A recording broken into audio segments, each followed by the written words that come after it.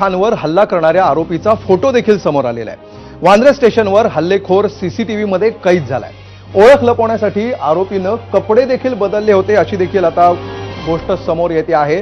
हा हल्ला करून पसार झालेल्या आरोपींनी वांद्रे स्टेशनवर सीसीटीव्हीमध्ये त्याचं फुटेज कैद झालेलं आहे आणि ओळख लपवण्यासाठी या बंगल्यावर त्यांनी जे कपडे घातलेले होते ते कपडे त्यांनी बदलले। वेगळ्या कपड्यामध्ये हा संशयित आरोपी सीसीटीव्हीमध्ये कैद झालाय। अधिक माहिती घेतात आमचे प्रतिनिधी सूरज सावंत यांच्याकडून।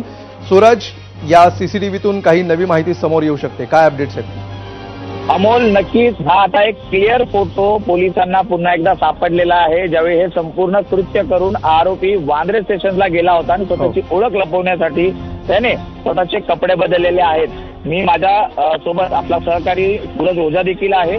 सूरज, काय सांगशील या एकूणच नवीन आलेल्या सीसीटीव्ही बाबत? नक्की हा जो ग्रॅब आपल्याला दिसतोय त्यात आरोपी घडी मारून असा आपल्याला दिसतोय।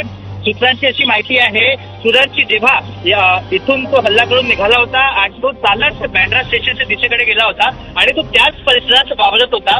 जे सूत्र सांगतायत की स्टेशनच्या बाहेरच्या काही सीसीटीव्ही कॅमेऱ्यामध्ये तो दिसलेला आहे आणि त्यापैकी एका सीसीटीव्हीचा तो ग्रॅब आपल्याला दिसतोय की तो सीसीटीव्ही आहे तो खूपच महत्वाचा आहे या एजन्सीसाठी। त्यामुळे इथून जे काही ट्रेन गेलेले आहेत जवळपास तिथे जाऊन क्राईम ब्रांच शोध घेत आहे। नक्कीच अमोल, तर आपण पाहतोय की वेस्टर्न रेल्वेला प्रामुख्याने आपण पाहिलं तर जे लांबचे पल्ले आहेत किंवा अनेक जे एचपीटी करणारे आरोपी आहेत ते सारखं उल्हासनगर, विरार या साईडला जाऊन लपतात, तर आरोपी देखील त्याच अनुषंगाने त्या ठिकाणी गेला असल्याची शक्यता आहे आणि त्या अनुषंगाने पोलीस तपास करत आहेत। जवळपास आता 35 तासहून अधिक तास उलटलेले आहेत। आरोपी अद्याप पोलिसांच्या हाती लागलेला नाही। नवनवीन फोटो आपल्याला समोर येताना पाहायला मिळतात।